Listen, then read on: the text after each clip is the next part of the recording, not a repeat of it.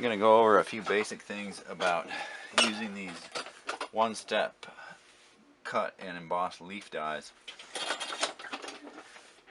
The thing about trying to get a lot of fine detail on these is you want to use thinner, softer metal and a harder surface to press into.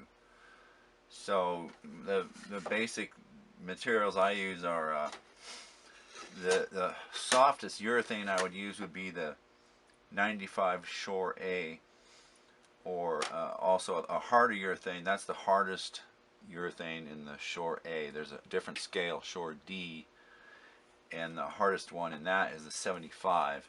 That's pretty nice stuff, but it does take a permanent impression, so it'll warp on you. But it's nicer than the solid plastics, because the solid plastics will they will take more of a permanent disfiguration and gouging and that kind of thing, and they'll imprint that into your metal more easily and more quickly. So that's one reason I like to use the hardest of the urethanes, because it won't really do that very much at all. So anyway, thin, soft metal and hard material. So let's just do this one here. A piece of 28 gauge dead soft red brass, and I'm using that 95A, I mean 75D rather. Stick that in there.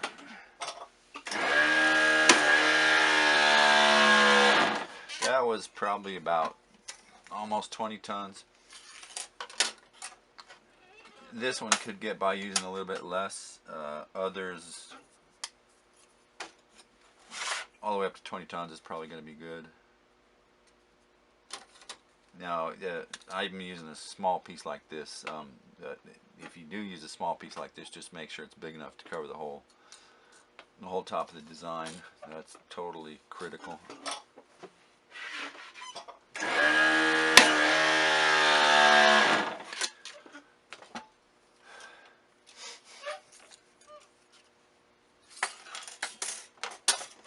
And the finer detail is going to work better with the harder material.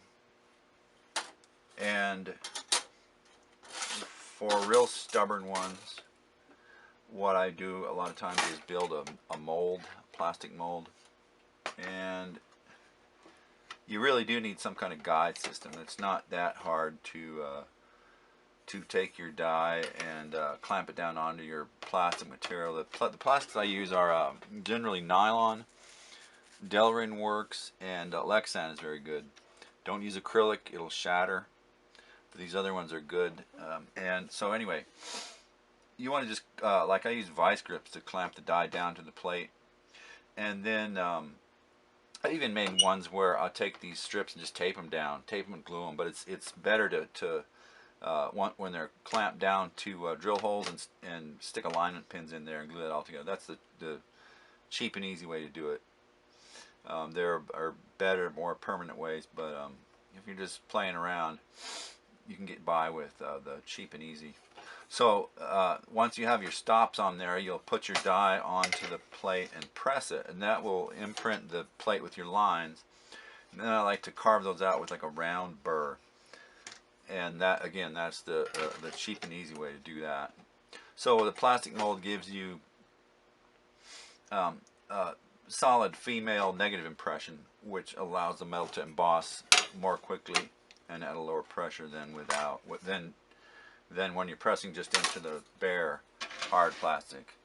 Again, if you're using the solid plastic, it's going to take more pressure. If you have more pressure, that's good, because you'll be able to get more detail.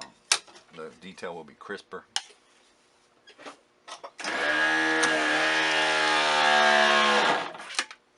And these will actually leave an imprint in there. You can't really see it here, but so that is that's a piece of maybe 32 gauge aluminum. That's real flimsy, but you might be able to see how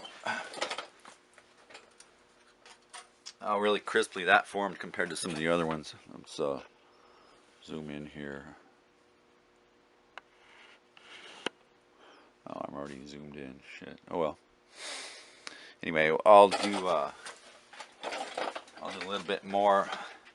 I also want to go into how to shape some of these, or just suggestive ways of how to deal with these things after they're punched out, to give you some interesting effects.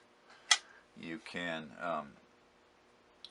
dome the separate spaces between the veins if you want, or you can dome the whole thing, with more conventional, simple doming. So there's really quite a lot you can do.